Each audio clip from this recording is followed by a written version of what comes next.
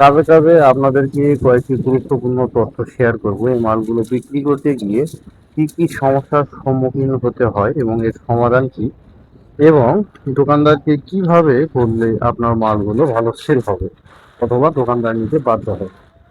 তো এই সমস্যা এবং সমাধানগুলো এবং সম্পূর্ণ ডিটেলস তথ্যগুলো আমার এই ভিডিওতে আপনারা পেয়ে যাবেন। ভিডিওটি সম্পূর্ণ দেখলে অবশ্যই আপনাদের অনেক অনেক উপকারে আসবে। তো তাহলে চলুন কথা না বাড়িয়ে কাজে কাজে আজকের ভিডিওতে যে তথ্যগুলো রয়েছে সেগুলো শুরু করা যাক। শুরুতে আমরা মালগুলো ঢেলে নিলাম। আমাদের পূর্বে থেকে এই মালগুলো ভাজা ছিল। তো ভাজা নিয়ে আমার অনেক ভিডিও আমি ইতিমধ্যে আপলোড করেছি, সেগুলো দেখলে আপনারা ক্লিয়ার হবেন। তো মূলত এই মালগুলো ভাজার সময় কিছু রুলস রয়েছে, নিয়ম রয়েছে। সেই নিয়মগুলো যদি আপনি সঠিকভাবে মেনে যদি আপনি প্রোডাকশন করেন তাহলে কিন্তু যে সমস্যাগুলো রয়েছে সেই সমস্যার সম্মুখীন হবেন। তো যা হোক, আমার ভিডিওর উদ্দেশ্য হচ্ছে আজকে এই মালগুলো যখন আপনি প্রোডাকশন করার পরে এই মালগুলো যখন বিক্রি করতে যান, এক কথায় দোকানওয়ালার কাছে যখন আপনি বিক্রি করতে যান তখন কিন্তু দোকানদার আপনার মালগুলো নিতে চায় না। কেননা এই মালগুলো কিন্তু তার সাথে পরিচিত না, এবং আপনার সাথে সম্পর্ক এর আগে ছিল না। আপনি নতুন গিয়েছেন, আপনার মালও নতুন, প্রোডাক্টও নতুন। যদি এমন হতো যে প্রোডাক্ট পুরাতন, যেমন অনেক কোম্পানি রয়েছে তারা কিন্তু মার্কেট করা থাকে বিভিন্ন এর মাধ্যমে, ডিলারের মাধ্যমে মার্কেট কিন্তু করা মার্কেট থাকে, তখন পুরাতন লোক গেলেও কিন্তু সমস্যা হয় না।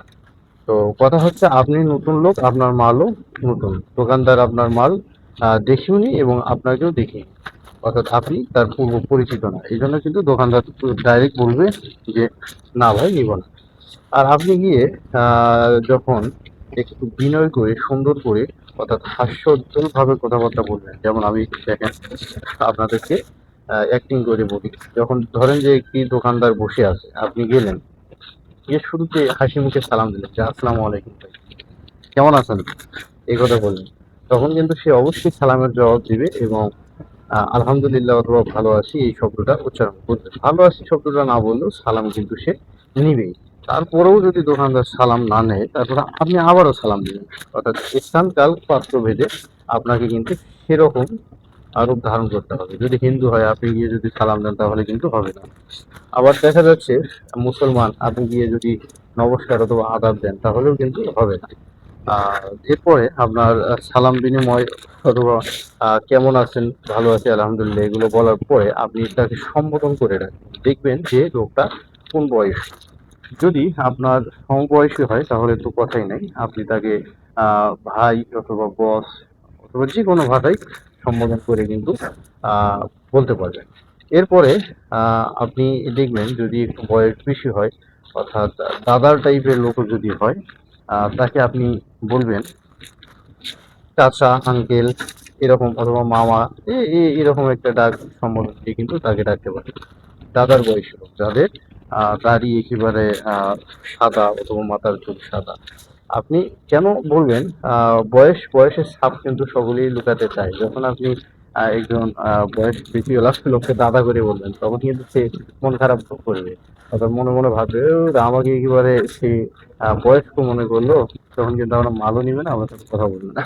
এই জন্য একটু বুদ্ধিশুদ্ধি করে আপনি কৌশল করে বলবেন। আবার দেখবেন যখন বয়স বেশি আপনি তাকে ভাই সম্বোধন করে রাখবেন যে ভাই।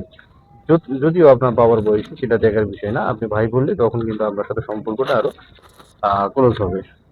তো এভাবে সম্বোধন করে ডাকার পরে আপনি তাকে এভাবে বলবেন, যে সরাসরি বলবেন যে ভাই আপনি মালটা নেন, এভাবে বলবেন। আপনি বলবেন যে ভাই আমি ওই সাইডে ওই রোড দিয়ে মূলত অনেকদিন থেকে মার্কেটিং করি, আমার তৈরিকৃত অথবা এই মালগুলো আমি বিক্রি করি। তো ওই সাইডে আমার মালগুলো খুবই ভালো থাকে। তো এখন বর্তমানে যেহেতু সেলপাতি কম, এই জন্য চাচ্ছিলাম যে আপনাদের এই সাইডের রোডটা আমি ধরবো, অথবা এই জন্যই আপনার দোকানে এসেছি। আপনি যদি মালটা নেন ইনশাল্লাহ আল্লাহর রহমতে খুবই ভালো চলবে এবং ভালো চলে। আপনার মালের যে গুণগত মান এগুলো বলবেন, অথবা পরিমাণ ভালো দিয়েছে সেটা বলবেন, যে বাচ্চা কাচ্চা ভালো টানে, স্কুল কলেজ মাদ্রাসার সামনে আপনার 50 ঝোপার মাল 2 দিন 3 দিন 4 দিনে শেষ হয়ে যায়। তো এগুলো তাকে বলবেন।